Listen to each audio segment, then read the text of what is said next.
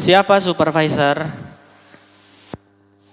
Seseorang yang menjalankan fungsi pengorganisasian, pengelolaan, pembinaan, dan pengawasan terhadap kader pendata di tingkat desa atau kelurahan, serta memastikan data yang terkumpul di tingkat desa atau kelurahan telah benar dan lengkap. Ini untuk yang formulir.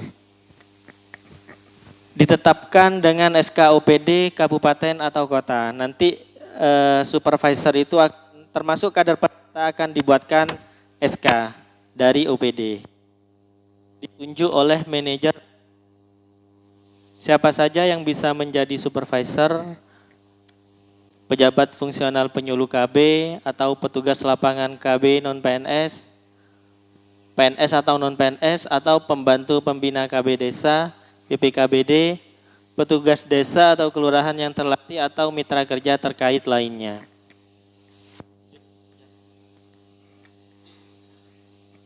Fungsi dan tugas pokok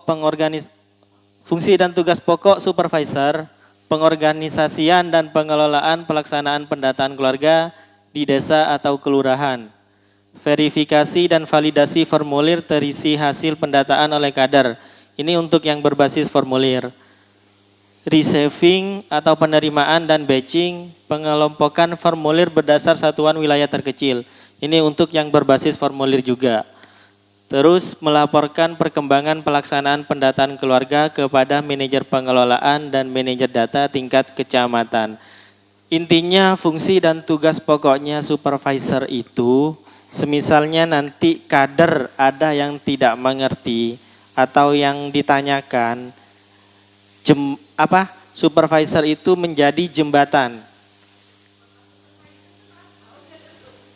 Kalau supervisor masih belum paham, nanti kan ada grup supervisor.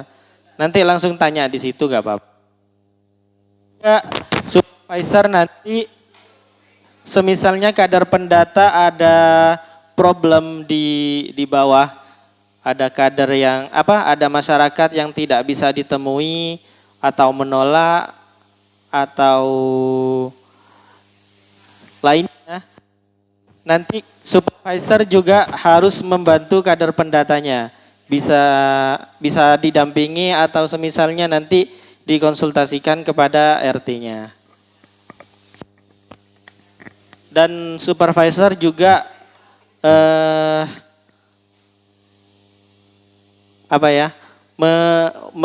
wajib memantau perkembangan pendataan di bawah, di kader pendata. Sudah dapat berapa, capaiannya sudah berapa. Kalau semisalnya nanti masih rendah, otek.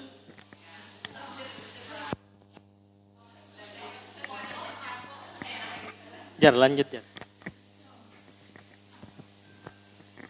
Nah, di sini cara menjadi supervisor yang pertama yaitu pahami, pelajari dengan seksama tugas dan fungsi supervisor. Tadi sudah, terus tugas dan pendata nanti akan dijelaskan. Terus baca juga buku panduan menjadi supervisor handal. Ini kayaknya nanti ada pamflet. Nanti saya akan share di grup supervisor untuk bisa dibaca.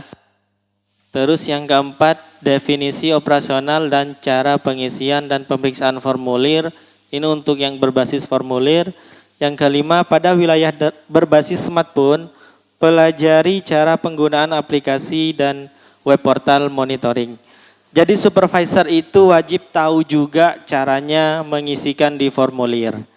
Takutnya apa? Nanti kader pendata ada yang tanya tentang aplikasinya, kita bisa membantu. Lanjut.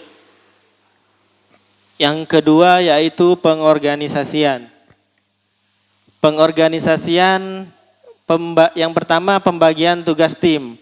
Sesuaikan jumlah kader pendata, ini sudah pastikan beban kerja setiap kader sesuai dengan kemampuan kader. Sudah ada semua kader pendatanya ya. Tiap desa kelurahan. Ada yang sudah, ada yang belum. Sudah semua.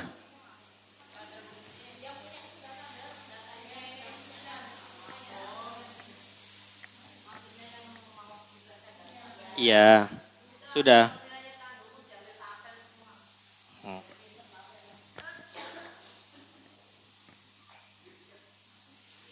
Penyiapan dan pendistribusian sarana prasarana. Siapkan formulir, ini untuk yang metode formulir. Ini bukan, terus distribusi sampah. Tejar. Nah, pada wilayah berbasis smartphone didistribusikan username dan password aplikasi input pemutahiran PK 2022. Untuk username-nya masih dibuatkan untuk yang supervisor sama kader pendata. Nanti akan didistribusikan. Koordinasi dengan kepala desa atau lurah, ketua RW, dan ketua RT untuk melaporkan pelaksanaan pendataan keluarga. Untuk setiap kepala desa atau lurah itu sudah kita distribusikan surat pemberitahuan pemutahiran pendataan keluarga 2022. Jadi mereka sudah tahu.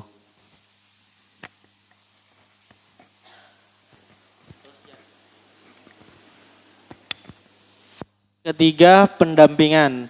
Pelaksanaan pendataan, mendampingi kader pendata dalam membuat sket peta keluarga sesuai dengan pembagian wilayah pendataan keluarga, listing. Nah, ini nanti kader pendata wajib membuat listing terlebih dahulu. Listing itu siapa saja yang mau didata, di list. Di list dulu siapa saja yang mau didata. Yang menjadi prioritas dulu, prioritasnya dulu siapa dulu yang mau didata, kalau masih ada sisa target baru ke yang lain.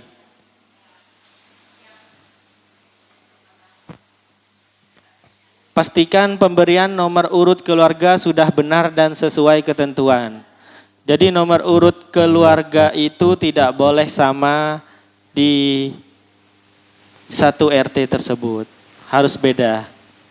Kalau sama itu nggak bisa tersimpan. Kalau nomor keluarga sama nggak apa-apa. Nanti saya jelaskan. Mengawasi dan memantau kader pendata selama pendataan.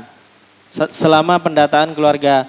Supervisor harus mendampingi kader pendata saat awal mulai mendata minimal 2 KK. Jadi supervisor itu mendampingi satu kader pendata 2 KK, ya setiap kader.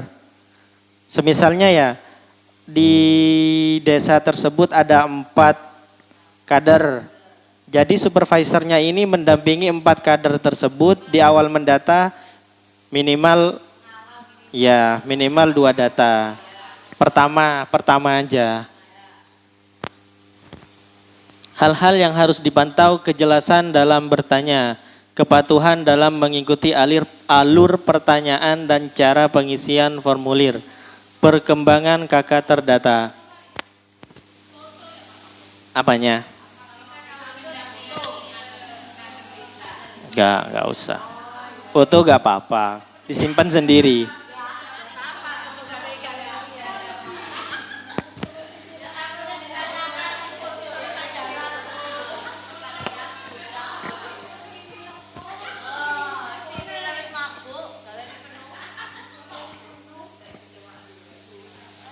Melakukan pertemuan rutin minimal seminggu sekali dengan seluruh kader pendata yang ada di dalam timnya. Kalau memang diperlukan, lakukan pertemuan dengan kadernya. Meminimalisir kesalahan, supervisor membantu menyelesaikan masalah yang dialami oleh kader dan memberikan jalan keluar jika ada permasalahan dengan mengacu pada buku panduan.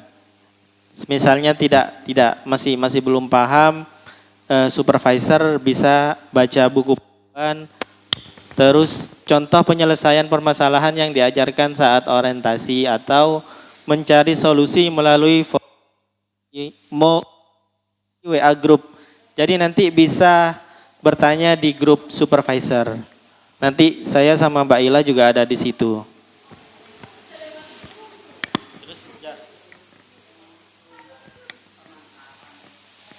Penerimaan bundel formulir hasil pendataan.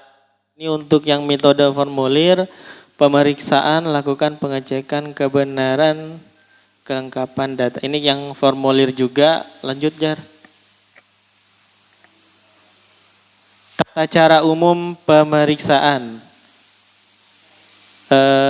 Untuk yang formulir langsung di catatan smartphone.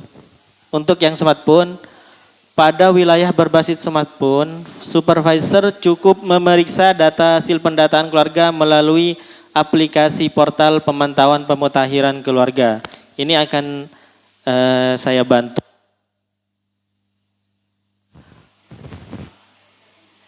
Pemantauan melalui portal. Nanti akan diumpan balikan di grup. Lanjut.